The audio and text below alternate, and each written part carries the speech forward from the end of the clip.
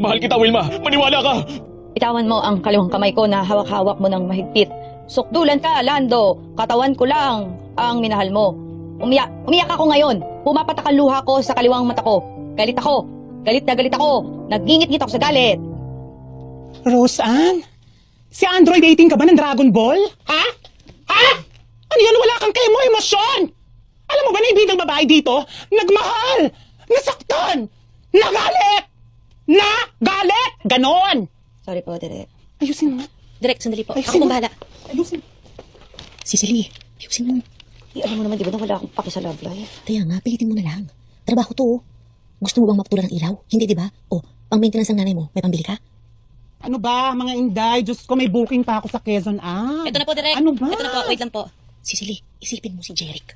Si Jeric na bigla na lang nawala nang wala malang pasabi. Si Jeric na bigla na lang nawala nang malapit na kayong ikasal. Si Jeric na unat muling lalaki sa buhay mo. Si Jeric.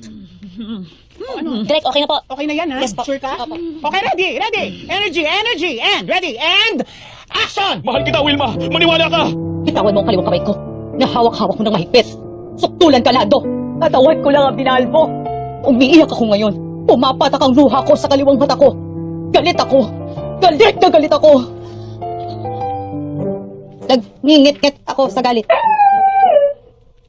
Ano yan? Ano yan? Ha?